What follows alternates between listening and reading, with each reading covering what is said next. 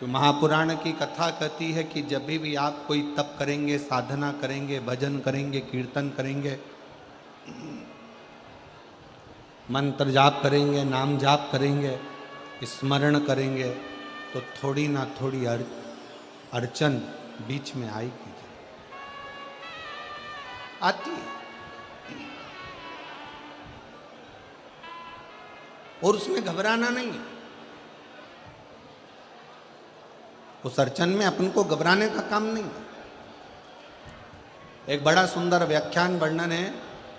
मान लो किसी काम के लिए आप बहुत दिनों से लगे हुए हो और वो कार्य पूर्ण नहीं हो रहा, बहुत दिनों से लगे हो, मेरा ये कार्य होना चाहिए, मेरा ये कार्य होना चाहिए, मेरा ये कार्य होना चाहिए, और नहीं हो रहा। तो शिव महापुराण का एक बड़ा सुंदर सा भाव कहा, बहुत सुंदर सा भाव वर्णन किया कि बेलपत्र का जो नीचे का जो भाग होता है, बेलपत्र के जो नीचे का जो भाग है, इस नीचे के भाग में थोड़ा सा गाय का घृत, देसी गाय का थोड़ा सा घी, घृत इस नीचे के भाग में लगा लेना चाहिए। ये उनके लिए भी है जो बहुत दिनों से कोई कार्य करना चाह रहे हैं पर हो नहीं रहा, बहुत दिनों से लगे हुए हैं, आज होगा, कल होगा, परसों होगा, कोई फाइल अदालत में अटकी हुई है, कोई प्रशासनिक कार्य अटका हुआ है, कोई कार्य अटक रहा है, उसके लिए बहुत जरूरी। नीचे की जो डंडी है उसमें घृत लगा लो, घी गाय का,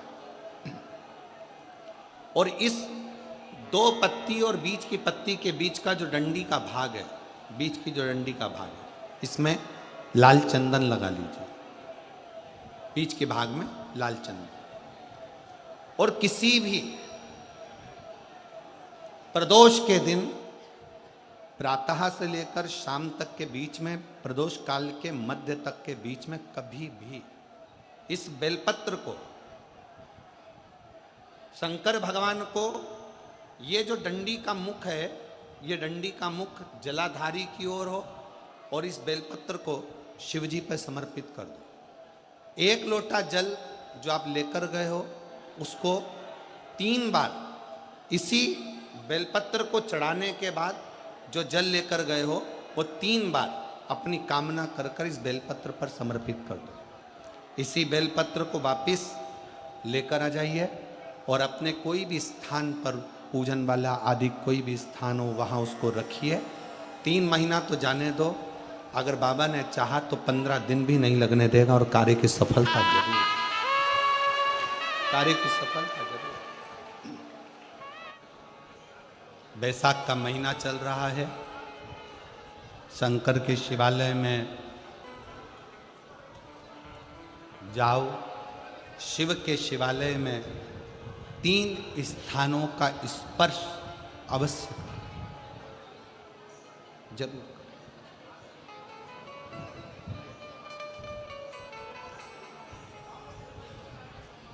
किसी किसी मंदिर में शंकर जी के शिवलिंग को छूने नहीं देते, जैसे दक्षिण साइड में, साउथ में, तो अपने ही घर में जो शिवलिंग है उसके 3 स्थानों का स्पर्श अवश्य करें। समझिए,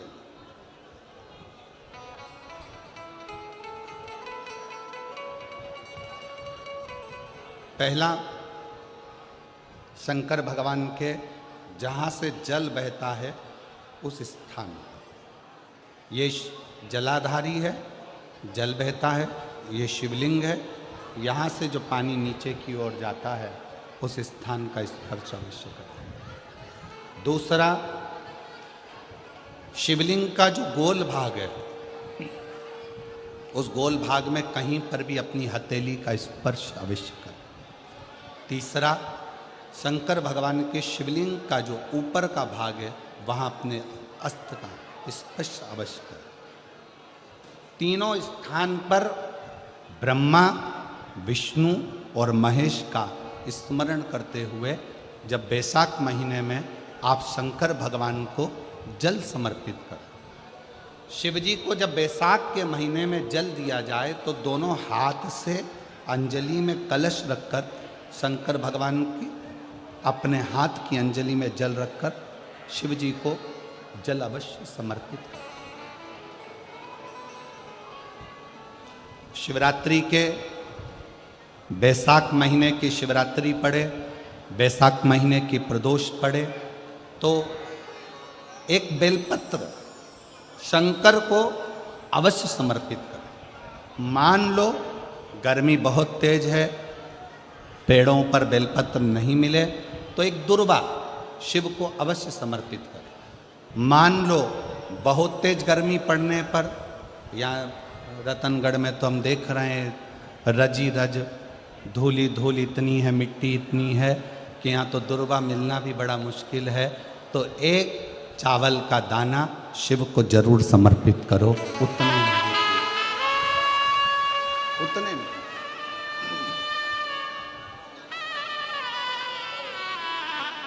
और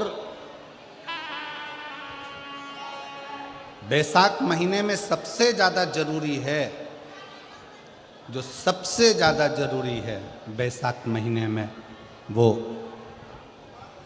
जलाशय अर्थात अपने घर के नज़दीक में कोई पानी का स्थान हो, जलाशय हो, वहाँ का जल शिव को समर्पित करना, या शिव के नंदी के पास में। और हम तो कहेंगे शंकर का नंदी केवल मंदिर में मत देखो, आपके घर के आसपास में हमारे मारवाड़ की पहले की रीति रही है।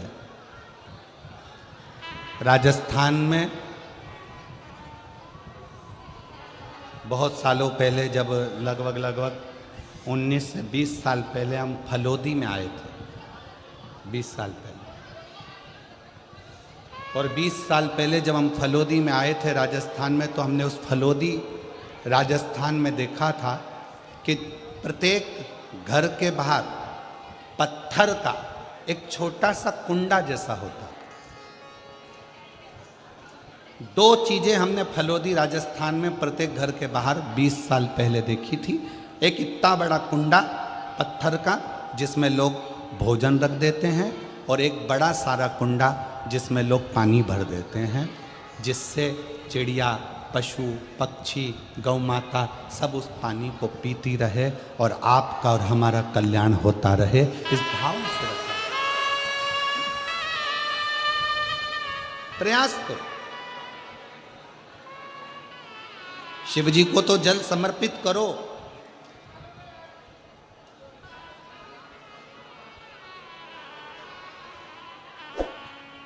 साथ में कोई जीव का भी अगर कल्याण हो जाए आपके एक लोटा जल से, तो उसको भी जल दीजिए। उसको गाली देती थी, आड़ा तेरा करती थी, दिन रात कोसती थी,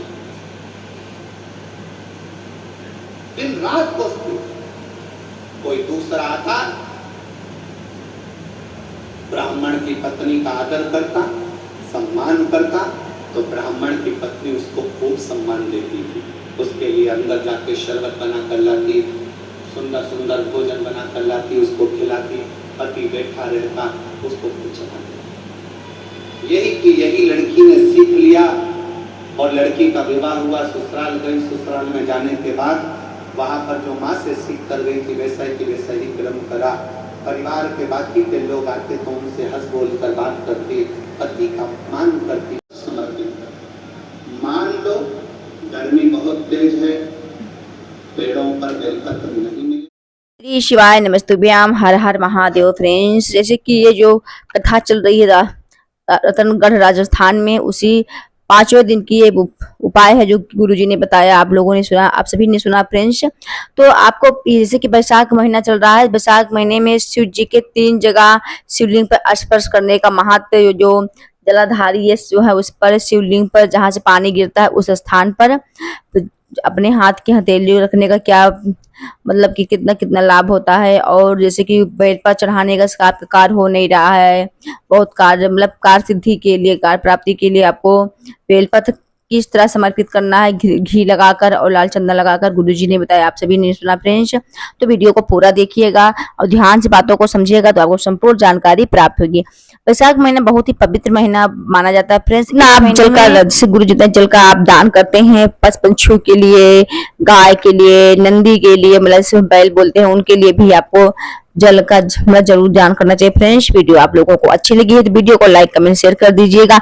मिलते हैं नेक्स्ट वीडियो में नए उपाय के साथ। हर हर महादेव।